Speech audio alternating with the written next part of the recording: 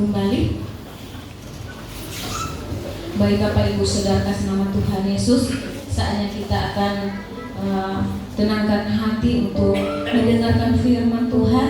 Saya percaya saat ini kita bisa datang itu semua karena anugerah Tuhan. Biar kesempatan yang indah yang Tuhan berikan, berilah hati untuk mengasihi Tuhan. Mari kita naikkan pujian kita. Firman-Mu berkata, Kau besertaku. Haleluya.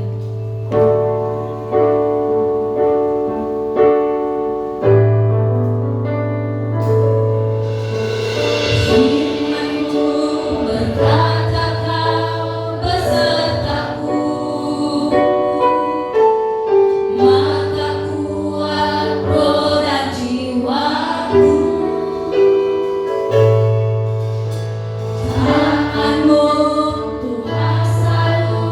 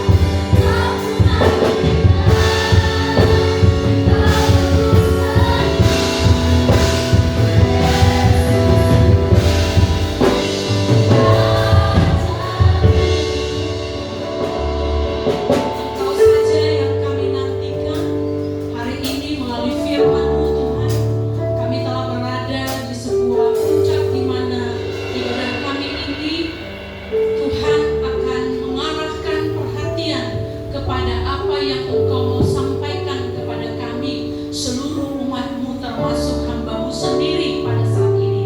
Dan biarlah sungguh firman yang kami akan dengarkan pada hari ini dapat mengubahkan kami. Ada sebuah komitmen yang akan kami lakukan sebagai bukti bahwasanya kami sungguh mengasihi Engkau. Terima kasih Bapa. Kini saatnya kami buka ruang ini untuk Engkau berbicara melalui hamba-Mu, dan biarlah tutup bungkus kami dengan pengertian dan juga hati yang siap terbuka terhadap firman-Mu, sehingga hari ini kami pun diberkati di dalamnya. Terpujilah nama Tuhan kami, berdoa dan menyambut firman-Mu dengan hati yang siap. Amin.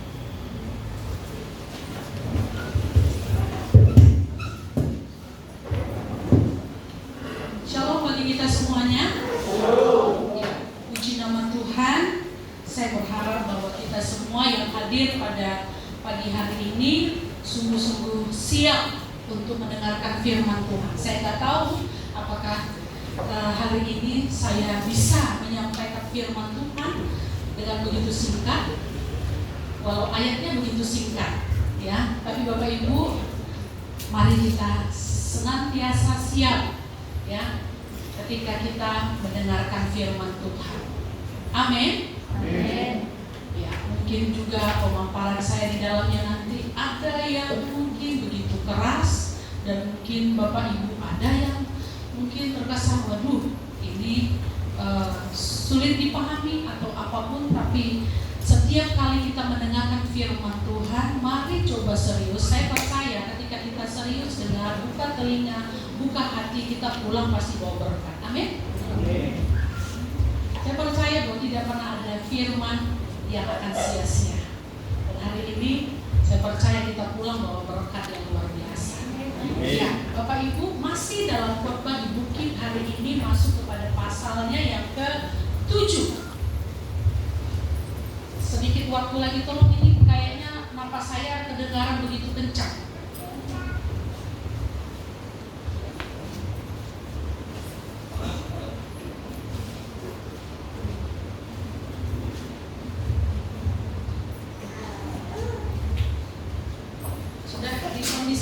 Tes ya, sudah lebih nyaman saya di sini daripada saya dengar suara nafas saya begitu keras, ya.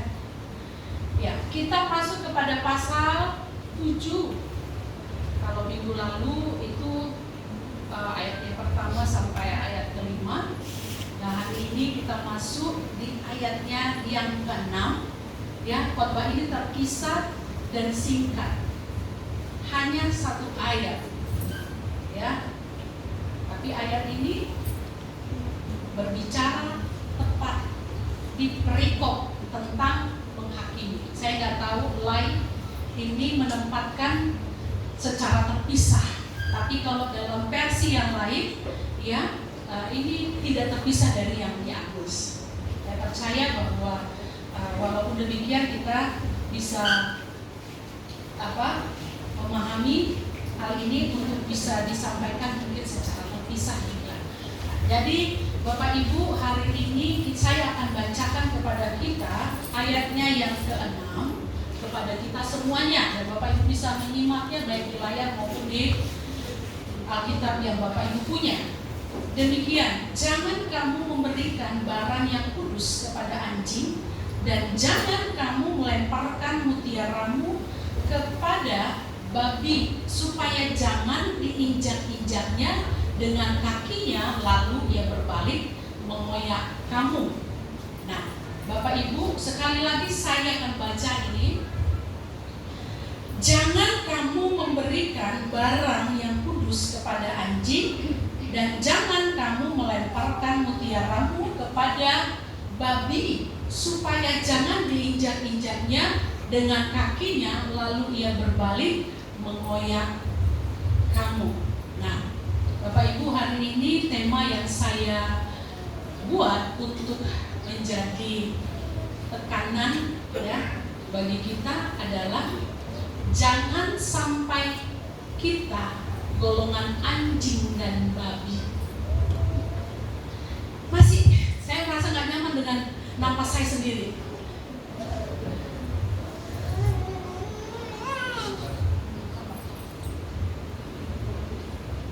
Karena kipas. Oke, tes. Ya, oh ya, yang ahli tahu ya. Ini berarti karena kipas tadi masalahnya ya. Nah, jangan sampai kita golongan anjing dan babi. Bapak Ibu, ketika dengar tema ini atau saya sebutkan ini mungkin ya terkesan sadis dan tidak manusiawi, bahkan tidak rohani mungkin. Kok tema khotbah itu ya? Tapi Bapak Ibu, kadang memang kebenaran itu menyakitkan ketika disampaikan dan mendarat di telinga, apalagi di telinga orang yang salah dan tak mau disampaikan, tak mau dikoreksi atau ditegur. Tapi saya percaya Bapak Ibu bahwa kita semua yang hadir hari ini siap dengan teguran yang keras walau itu menyakitkan. Amin. Siap? Siap. Iya, jangan nanti pulang. Gimana ya ibu ini? Dibilangnya kami babi, dibilangnya kami anjing. Tidak ya? Tidak. Jadi Bapak Ibu jangan negatif thinking dulu dengan saya. Kalau saya katakan jangan sampai kita golongan anjing dan babi, ya harapan saya jangan sampai kita jadi anjing dan babi. Kan begitu? Nah, tadi saya sudah bacakan ayatnya kepada kita.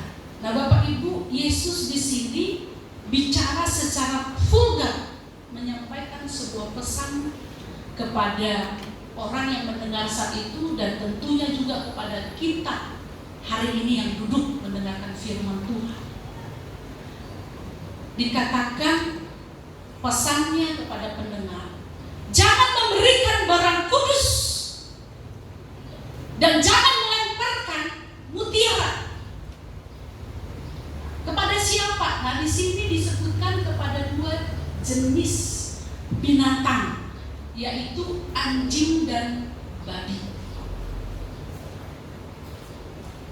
Apa itu barang kudus yang dimaksud oleh Tuhan Yesus? Apa itu mutiara yang dimaksud oleh Tuhan Yesus dalam khotbahnya di bukit pada saat itu?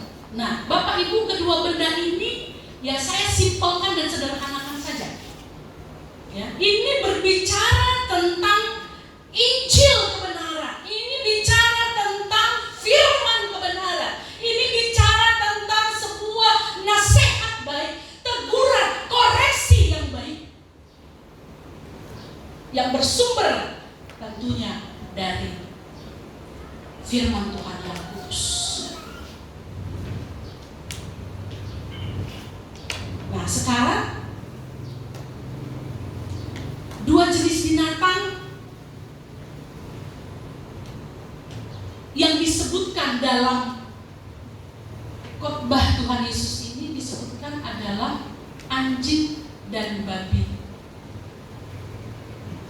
Kenapa Tuhan Yesus menyebutkan anjing dan babi? Nah, Bapak Ibu, ini adalah pada zaman dulu jangan dianggap bahwa anjing dan babi itu seperti kondisi sekarang. Anjing dan babi sekarang lebih lebih cool, lebih terpelihara, lebih terdidik. Begitu juga babi, ya, walaupun tempatnya di kandang tapi dia tidak liar. Nah, anjing dan babi pada zaman dulu itu adalah jenis binatang liar. Ya, dia tidak ada di rumah-rumah penduduk dirawat sedemikian rupa seperti anjing hias, ya, babi begitu dipelihara. Tidak, ini adalah anjing yang pada zaman dulu anjing dan babi yang begitu liar, tidak terkondisi.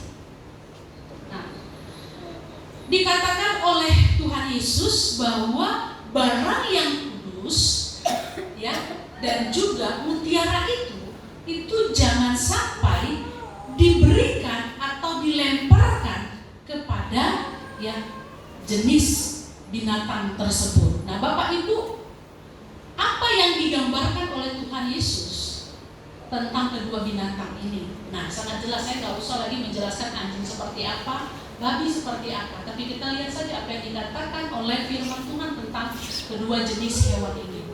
Dalam 2 Petrus pasalnya yang kedua, ayatnya yang ke-22. Ya. Anjing kembali ke muntahnya dan babi yang mandi lagi ke kubangannya. Ya, anjing kembali ke muntahnya dan babi yang mandi lagi ke kubangan. Bapak Ibu, babi itu dikasih parfum sewangi apapun, dikasih baju semahal apapun, dikasih sabun mandi sewangi semahal apapun, ya, babi akan lebih nyaman untuk kembali ke kubangannya. Ada di sini yang pelihara babi? Gak ada di sini pemelihara babi. Ternak babi ini ada? Gak ada. Oh, karena takut ya nanti kena virus lagi mati begitu ya. Ya, Bapak Ibu mungkin ya gak punya peliharaan babi, tapi pernah lihat babi. Ya, ada orang yang punya babi, pernah nggak lihat? Ya, mereka memandikannya pakai sabun. Lalu setelah disabun dikasih parfum. Udah dikasih parfum yang paling wangi terus dipakaikan baju. Pernah? Hah? Nggak pernah ya. Mungkin di negara barat sana ada, saya pernah lihat, tapi itu pun ya hanya 1-2 orang. Yang putih babinya dimandiin, dirawat, dipakaikan baju, lucu memang. Tapi ya umumnya tidak seperti itu. Kenapa Bapak Ibu? Karena babi itu mau diapakan pun ya, dipakai baju semahal apapun, dipakaikan parfum ya, sewangi apapun, itu dia akan kembali lagi katanya ke kubangannya. Jadi tidak ada artinya. Anjing pun demikian, dia memakan, memuntahkan lalu menjilat kembali.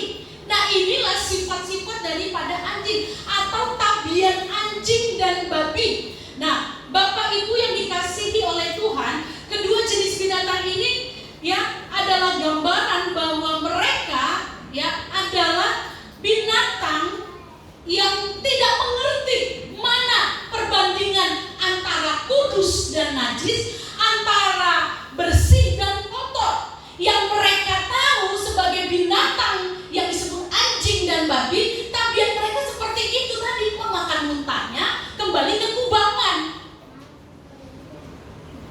Mereka tidak bisa membuat perbandingan. Bahkan kalaupun mereka sudah melihat dan merasakan perbandingan, tetap saja kembali dan pulang kepada tabiatnya, naturnya yang semula.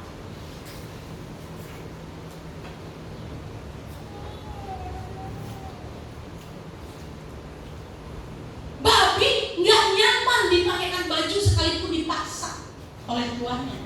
Dia akan nyaman dengan kekotoran yang ada. Nah, Bapak Ibu, apa gambaran tentang kedua hal ini? Nah, ini bicara tentang sebuah sifat yang ada di dalam diri seseorang, yaitu bebal. Apa Bapak Ibu? Bebal. Bebal. Nah, Bapak Ibu tahu itu bebal apa? Jubul, keras kepala, nggak bisa dikasih tahu, dinasehati tetap saja kembali lagi, sudah dinasehati mengangguk-angguk. Iya, oh, tuturo na di dokter naik, denggan dia. Tapi Bapak Ibu hanya mengangguk-angguk, hanya mengatakan iya, tetapi sesungguhnya hatinya menolak dan perbuatannya juga menunjukkan bahwa dia tidak senang dengan teguran. Nah, Bapak Ibu, ya, anjing dan babi ini gambaran orang yang memiliki sifat bebal, tidak mau dikoreksi, tidak mau mendengarkan ajaran, diberitahu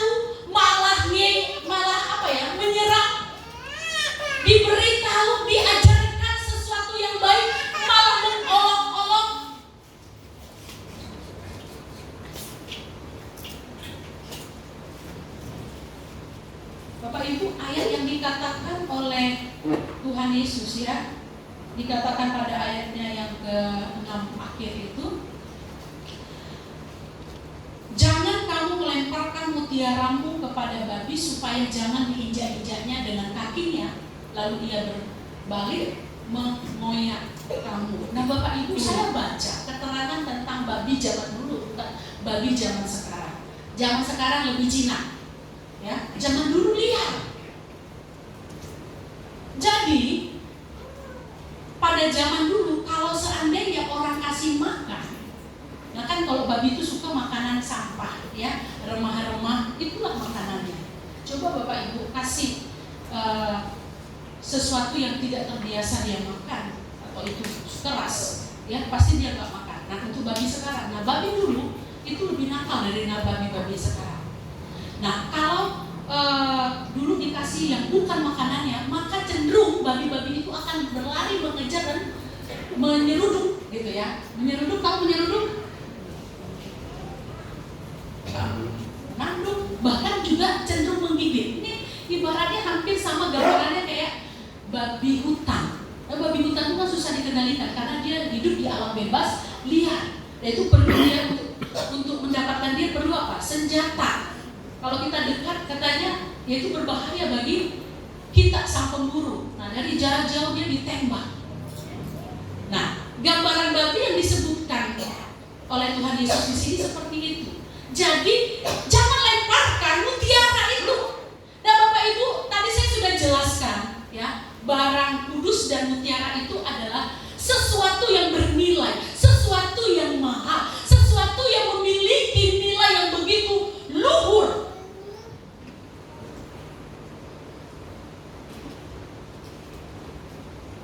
Nah ini jangan dikatakan diberikan kepada yang namanya orang bebal.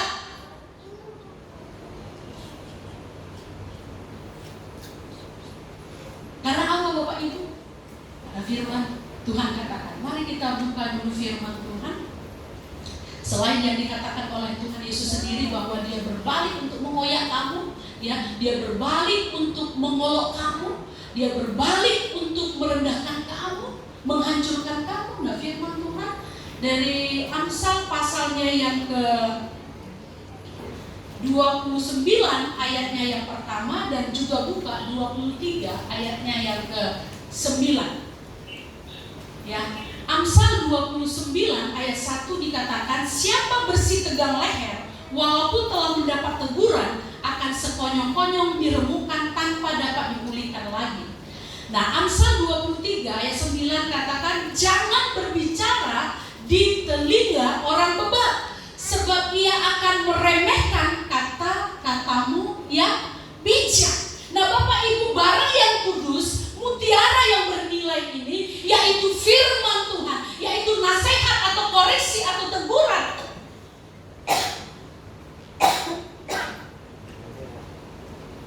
Minta tolong.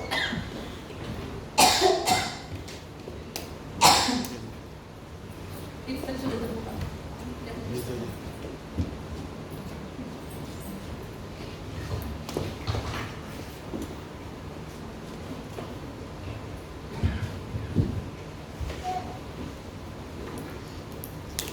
Ya, dikatakan jangan disampaikan, jangan diberikan kepada orang bebal.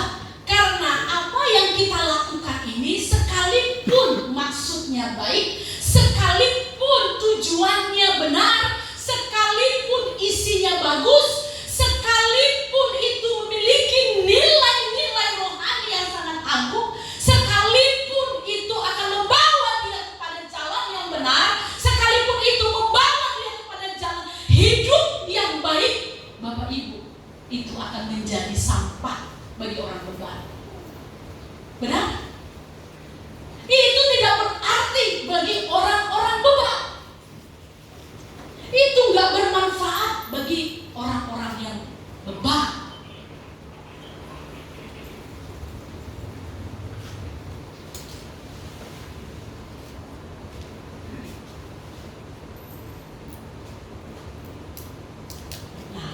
Bapak Ibu, ayat ini sedang mengatakan kepada kita bahwa benar kalau minggu lalu ya Ibu Siska menyampaikan bahwa kita punya tanggung jawab, punya sebuah tugas yang mulia untuk mengambil walaupun hanya serpihan, ya kata lain dari selumbar di mata orang lain. Namun syaratnya kita harus ambil dulu balok di mata kita kan, itu bereskan. Nah, tapi setelah kita bereskan diri kita, ada sebuah panggilan, ada sebuah tugas. Pergi kamu ke sana, ambil selumbar itu. Karena selumbar atau serpihan yang ada di mata saudaramu itu juga akan menghalangi pertumbuhannya. Kamu punya tugas untuk juga melihat saudaramu supaya dia dapat bertumbuh dengan baik, supaya dia bisa sesuai dengan maksud dan tujuan Tuhan dalam hidupnya. Kita harus pergi. Kita harus beritakan firman. Kita harus menyampaikan nasihat-nasihat yang baik kepada mereka yang hidupnya tidak benar, kepada mereka yang hidupnya dalam kubangan dosa, kepada mereka yang hidupnya najis, kepada mereka yang hidupnya kotor. Kita harus datang dan pergi ke sana. Tapi Bapak Ibu, sejenak dalam ayat ini kita disuruh ambil jeda.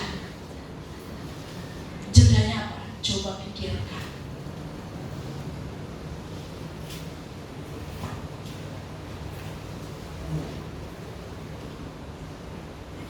Coba kita merenungkan setelah sekian waktu, dengan begitu banyak upaya yang kita lakukan, dengan begitu banyak yang telah kita korbankan, baik itu perasaan kita, baik itu mungkin bahkan dana kita, waktu kita korbankan untuk mendampingi, mementori, untuk melayani dia, menyampaikan hal-hal yang baik kepadanya, supaya hidupnya bagus, supaya hidupnya berkenan kepada Tuhan. Tapi Bapak Ibu, sekian waktu kita lakukan, kita terus lakukan, tapi tidak membuahkan hasil. Maka firman Tuhan, kebaskan debu dari kakimu, tinggalkan. Kejam sekali memang Bapak Ibu. Kebaskan debu dari kakimu, tinggalkan dan pergilah. Karena ada masih mungkin di luar sana, di berbagai tempat yang mungkin masih membutuhkan kita, mau mendengarkan kita berbicara, memberikan nasihat. Daripada menghabiskan waktu kepada orang-orang bebal, atau di dalam perkataan Tuhan Yesus digambarkan sebagai anjing dan babi, lebih baik kita mulai berpikir untuk pergi ke tempat yang lain, di mana ada banyak orang sedang menanti-nantikan kehadiran kita untuk membawa sebuah kabar baik untuk hidupnya. Bapak Ibu yang dikasihi oleh Tuhan,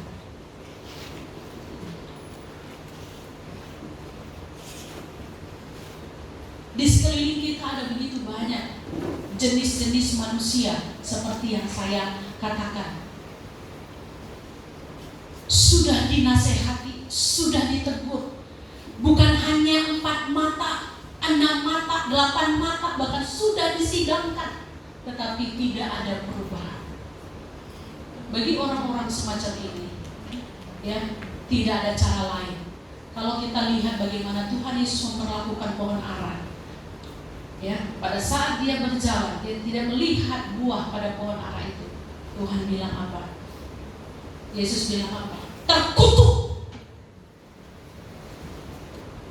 Bapak Ibu, dalam Yohanes pasal 15 tentang pokok anggur,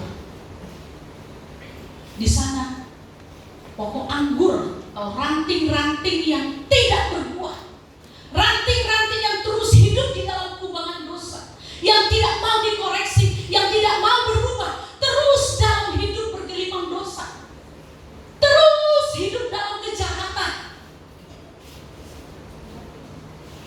Ibarat anjing dan babi yang kembali ke muntah dan juga kubangannya. Dinasehati kembali lagi, tidak ada perubahan dalam dirinya. Sekian waktu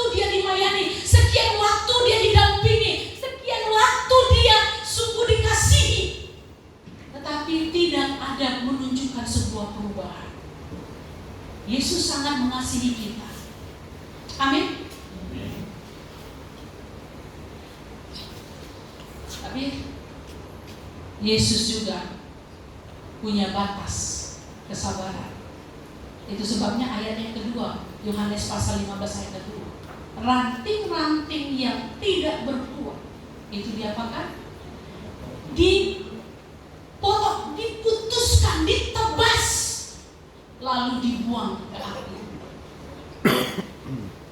Nah, Bapak Ibu, penting bagi kita untuk memikirkan hal ini. Sudahkah Bapak Ibu sebagai anak-anak Tuhan, orang-orang Kristen, sekian waktu kita dengar firman, sekian waktu kita bergereja, sekian waktu lamanya kita telah dibina oleh gembala kita masing-masing, baik di gereja maupun di kelompok-kelompok kecil.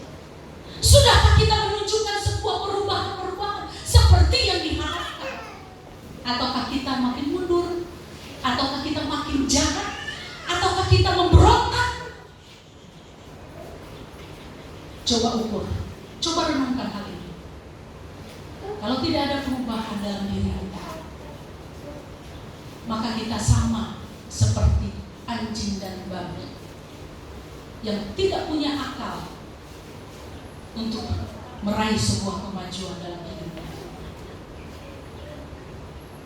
Maafkan saya Bapak Ibu kalau bahasa saya sedikit vulgar dalam hal ini, karena ini firman Tuhan.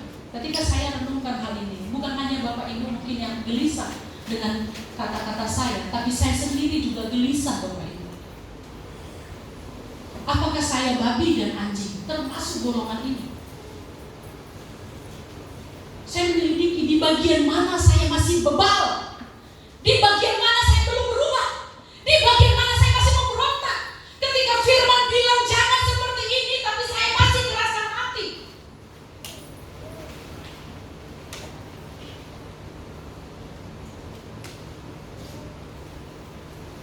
Sampai saat tadi pagi saya gemetar Bapak Ibu, persiapkan firman ini mulai dari hari apa ya, Jumat kalau saya nggak salah, ya.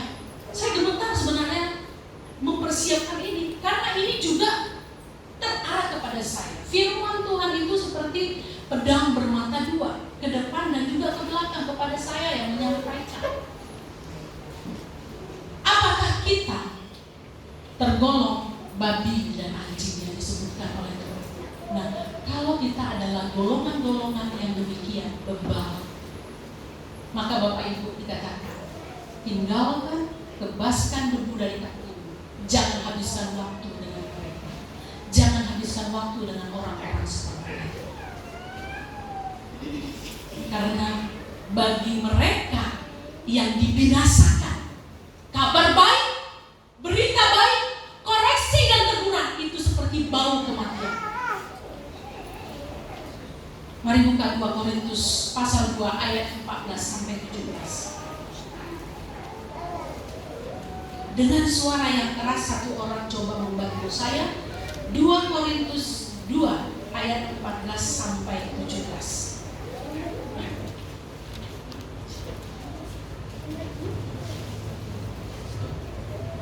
Tetapi syukur bagi Allah yang dalam Kristus selalu membawa kami di jalan kemenangannya. Dengan perantaraan kami ia menyebarkan keharuman pengenalan akan Dia di mana-mana. Sebab bagi Allah kami adalah bau yang harum dari Kristus di tengah-tengah mereka yang diselamatkan dan di antara mereka yang binasa. Bagi yang terakhir kami adalah bau kematian yang mematikan, dan bagi yang pertama bau kehidupan yang menghidupkan. Tetapi siapakah yang sanggup menunaikan tugas yang demikian? Sebab kami tidak sama dengan banyak orang lain yang mencari keuntungan dari firman Allah. Sebaliknya dalam Kristus kami berbicara sebagaimana mestinya dengan maksud-maksud murni atas perintah Allah dan di hadapannya. Ya, ayatnya yang saya baca 14 sampai 15 saja ya. Tapi syukur bagi Allah yang dalam Kristus selalu membawa kami di jalan kemenangannya. Dengan perantaraan kami ia menyebarkan keharuman pengenalan akan Dia di mana-mana. Sebab bagi Allah kami adalah bau yang harum dari Kristus di tengah-tengah mereka yang diselamatkan. Bagi orang yang diselamatkan, kedatangan firman Tuhan, kehadiran firman Tuhan, teguran maupun koreksi, nasihat firman Tuhan, ataupun nasihat-nasihat yang baik, itu adalah sebuah hadiah yang dapat menyelamatkan. Dan di antara mereka yang binasa. Nah, bagi yang terakhir, maksudnya yang terakhir ini apa? Yang binasa. Yang akan binasa adalah bau kematian yang mematikan. Dan bagi yang pertama, bau kehidupan yang menghidupkan. Nah, Bapak Ibu, bagi orang bebal, bagi anjing dan babi, golongan anjing dan babi ini, ya, nasihat, teguran, koreksi, firman kebenaran itu seumpama itu adalah bau kematian, bau busuk, tidak menyenangkan, tidak menyamankan. Itu sebabnya Bapak Ibu, seperti yang dikatakan dalam Amsal 23 tadi ayat 9, ya, jangan berbicara di telinga orang bebal sebab dia akan meremehkan kata-katamu yang bijak.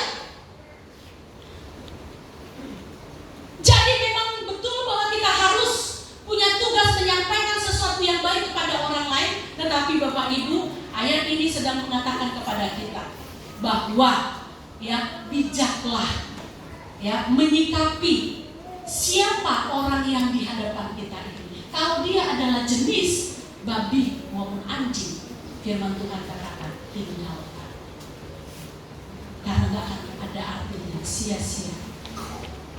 Namun demikian saya juga, ya, tidak langsung serta-merta mengatakan bahwa kita tidak berbuat apa-apa. Mungkin segala upaya sudah kita lakukan, tapi kalau segala upaya sudah kita lakukan tidak berbuahkan hasil, masih ada satu upaya lagi, yaitu datang kepada Tuhan, serahkan kepada Tuhan, dan biarlah Tuhan yang berproses, dan biarlah Tuhan yang berbuat dalam hidup orang tersebut. Kita tinggal berdoa. Nah, Bapak Ibu, saya sering seperti itu. Kalau saya sudah malas dengan seseorang, saya sudah nasihati, saya sudah kunjungi, saya sudah mentoring, ya, saya sudah perhatikan, saya sudah ya, lakukan upaya-upaya, tetapi tidak mengalami perubahan dari waktu ke waktu, sama seperti pertama kali kami bertemu. Maka Bapak Ibu, jangan heran kalau akhirnya, ya, Bapak Ibu, saya terlihat begitu kejam, diam dan tidak berbuat apa-apa. Bahkan tidak ada satu nasihat pun yang akan saya keluarkan. Tapi Bapak Ibu percaya, saya tidak sekejam itu. Walaupun usaha segala sesuatu sudah saya hentikan, tapi masih ada satu usaha lagi, yaitu dengan doa naikkan kepada Tuhan. Saya nggak tahu apakah mungkin masih ada kesempatan baginya. Kalau memang tidak, ya, sampai akhir hayat hidupnya dia tidak berubah, mungkin memang dia dicipta untuk dibinasakan. Ada Bapak Ibu jenis-jenis manusia memang dicipta untuk dibinasakan, seperti Yudas. Kiranya dijauhkan dari Tuhan kita semua, ya, orang-orang yang akan dibinasakan. Siapa di sini yang mau dibinasakan? Tidak, tentunya kita mau ke surga, ya. Tentunya kita mau mendapat bagian dalam kerajaan surga. Dijauhkan Tuhan, sebab itu buka hati Bapak Ibu. Buka hati kita lebar-lebar seluas-luasnya terhadap nasihat, terhadap teguran. Jangan apatis dengan nasihat, apalagi nasihat firman Tuhan. Ketika Bapak Ibu duduk di sini dengan firman Tuhan, mungkin apa yang disampaikan tidak kita mengerti, mungkin apa yang disampaikan terlalu keras, mungkin yang disampaikan bertele-tele. Bapak Ibu, ya, coba setiap kali kita duduk, saya sangat menghargai setiap orang yang menyampaikan firman Tuhan. Sekalipun mungkin nanti mutar-mutar, kepala saya pun ikut mutar-mutar, tapi Tuhan, saya bilang, Tuhan, saya mau menghargai firman-Mu, Tuhan, saya mau terima berkat firman-Mu, tolong saya untuk memahami apa yang disampaikan oleh pemberita firman Tuhan ini, sehingga itu jadi berkat bagi saya. Nah, makanya Bapak Ibu, kita kalau ada di gereja ini jangan sampai ngantuk, ya. Atau ketika kita di gereja ini, pikiran kita mengawang-awang di sana, di luar sana, aduh, di mana nih jualan buku tinggalkan tadi, sebentar ini aku datang ambil paket, nanti kalau nggak datang aku nggak kasih paket. Nah, terpaksa datang kemarin, kan? Nah, tapi di sini nggak, ya, di sana banyak. Nah, tapi yang di sana banyak itu mungkin ada kumpul di sini juga. Enggak, ya. Supaya supaya Bapak Ibu tertawa saja. Jangan tegang ya. Ini dari anjing dan babi ini udah parah ini. Bapak Ibu, jadi dengarkan firman Tuhan. Tapi bukan hanya dengar, masuk telinga kanan, keluar telinga kiri, push. Gak ada hasilnya. Ya, terima, lakukan. Walaupun hanya satu Bapak Ibu, tapi itu sangat-sangat bermanfaat bagi kita. Jangan sampai kita disebut ya termasuk golongan anjing dan babi yang kebal, yang pada akhirnya nggak mendapat bagian dalam kerajaan surga. Jangan buat orang-orang di sekitarmu jadi geram, kesel. Bapak Ibu punya anak ya, kita udah kasih tahu, udah nasihati 1 kali, 2 kali, 3 kali, 4 kali apa? Bapak saya bersaksi ada anak saya. Kapan tuh ya? Hari Jumat atau Sabtu? Gak apa ya nak? Nah. Jadi Nadine kerjakan PR, iya mah. Tapi nanti dia memang punya bakat jadi desainer.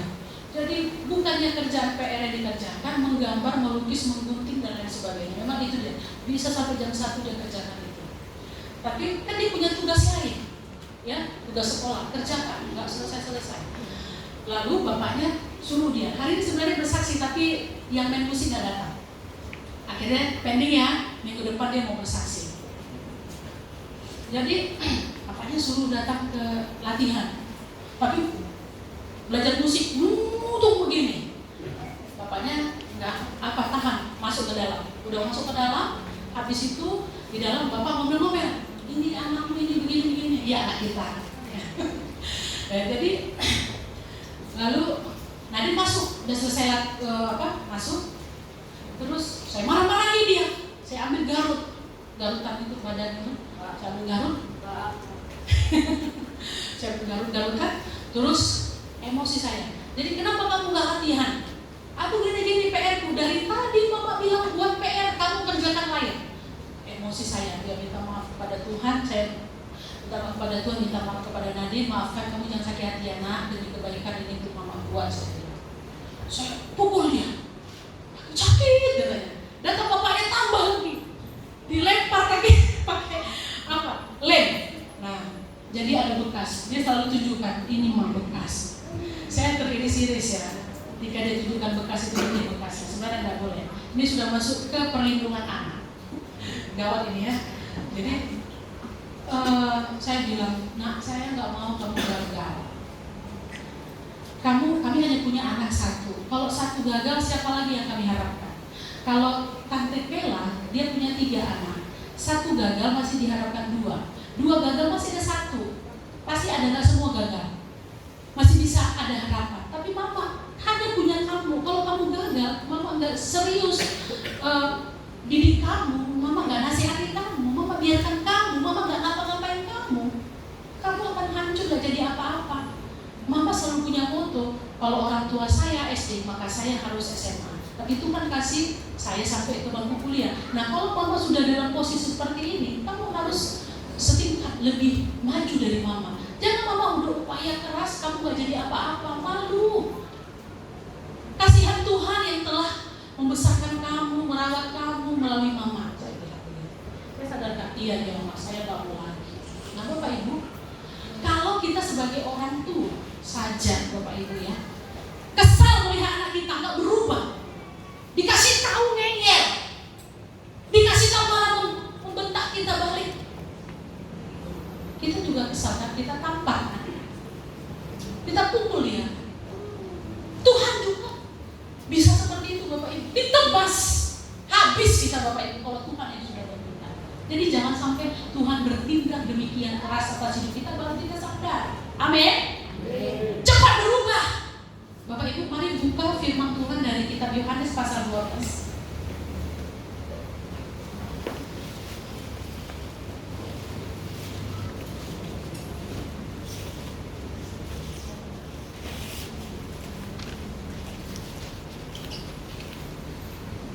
Ayat 35 sampai 36. Saya akan baca. Kata Yesus kepada mereka, hanya sedikit waktu lagi terang ada di antara kamu. Selama terang itu ada padamu, percayalah kepadanya supaya kegelapan jangan menguasai kamu. Barang siapa berjalan dalam kegelapan, ia tidak tahu kemana ia pergi. Percayalah kepada terang itu, selama terang itu ada padamu, supaya kamu menjadi anak-anak terang. Sesudah berkata demikian, Yesus pergi bersembunyi di antara mereka. Nah Bapak Ibu, selama masih siap, selama masih ada kesempatan, selama terang itu ada di tengah-tengah kita, selama masih ada orang yang menyampaikan firman kepada kita, selama orang masih mau memberikan nasihat kepada kita, teguran, koreksi kepada kita, Bapak Ibu, inilah kesempatan yang baik bagi kita untuk dengarkan. Amin. Jangan tutup telingamu, jangan keraskan hatimu. Ada godang datang. Hope somoni, enggak usah jadi balik menuding. Kalau ada nasihat sekalipun mungkin yang memberi nasihat kita itu mungkin tidak lebih baik dari kita. Kalau nasihat itu pesannya baik, Bapak Ibu, kita harus terima. Amin. Jangan keraskan hatimu dan balik menuding, balik menyerang. Apapun begitunya, gak usah. Kalau kemarin itu firman Tuhan bilang penghakiman itu milik Tuhan memang. Bagian kita adalah menerima yang baik. Amin. Bagian kita menerima yang baik. Ada pesan, ada nasihat, ada teguran, terima. Jangan keraskan hati. Sekalipun kita mungkin gak suka dengan sosoknya, kita gak suka dengan dirinya, terima. Karena akan ada saatnya, ya, tidak ada lagi firman yang datang sama kita. Tidak ada lagi orang yang bersedia menyampaikan sesuatu yang baik kepada kita. Kalau orang sudah bosan, diam. Saya kalau sudah bosan sama seseorang, udah malas, saya diam, gak mau ngomong apa-apa sama dia. Nasihat baik pun saya gak mau sampaikan. Hopeless.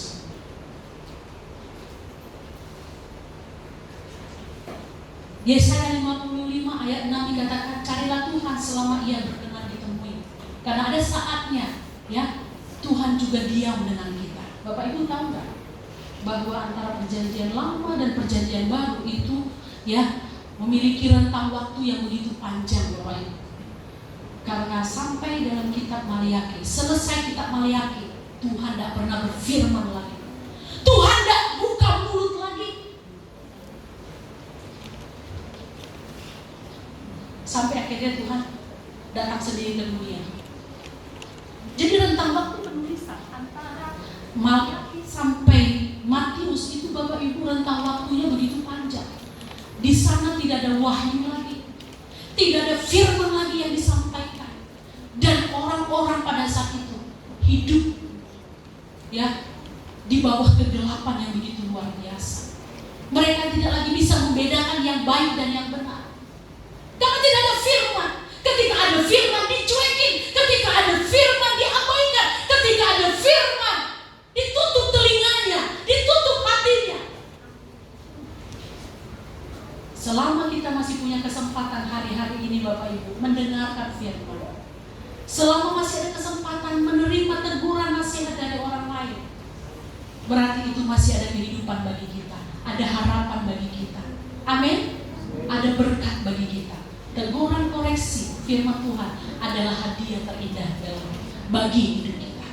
Bapak Ibu, carilah Tuhan selama ia berkenan ditemui. Nah, mari kita buka hati. Ini saat-saat di mana Tuhan berfirman bagi kita, untuk kita mau terbuka kepada koreksi, untuk kita terbuka kepada firman Tuhan. Apa koreksi dan firman Tuhan? Tentunya saya tidak menjabarkannya di sini hari ini. Kita bisa baca, Bapak Ibu, kita punya Alkitab masing-masing, betul? Baca di situ. Apa yang menjadi koreksi Tuhan bagi kita? Adakah sesuatu yang tidak beres dalam diri kita? Adakah walaupun mungkin selembar, serpihan dosa dalam diri kita, tapi itu menghalangi karya Tuhan melalui hidup kita? Maka Bapak Ibu, kita harus mau dikoreksi. Kita harus mau lepaskan itu.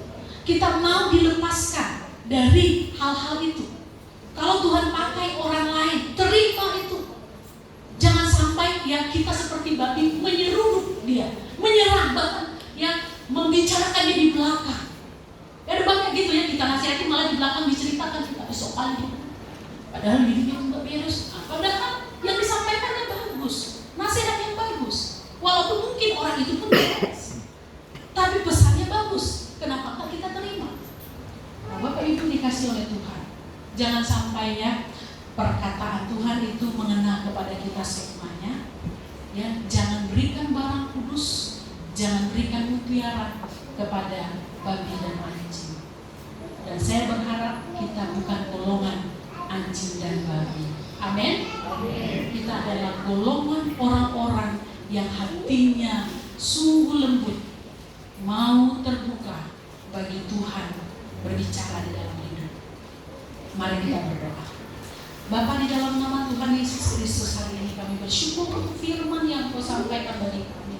Sekalipun ini begitu keras, tetapi biarlah kami senantiasa diingatkan bahwa kami adalah orang-orang yang layak untuk menerima firman, bahwa kami adalah orang-orang yang suka menerima firman yang baik. Kami menerima teguran dan nasihat untuk perbaikan, untuk kebaikan, membangun hidup kami menjadi serupa seperti Tuhan. Tuhan, tapi cenderung kadang-kala muncul di dalam diri kami tabiat-tabiat anjing dan babi. Oleh sebab itu Tuhan, tolong kami supaya kami tidak termasuk dalam golongan-golongan yang demikian, di mana kami kehilangan kesempatan untuk menerima sesuatu yang baik dari firman kebenaran Tuhan. Terima kasih Tuhan, perbaharui kami lagi Tuhan melalui firman yang hari ini kami dengarkan. Biarlah kami semakin hari semakin indah dalam pemandangan-Mu. Di dalam nama Tuhan Yesus Kristus kami berdoa. Amin.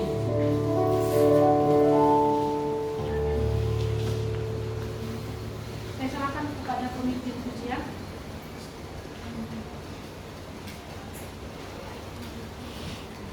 Terima kasih buat firman Tuhan saat pagi hari ini.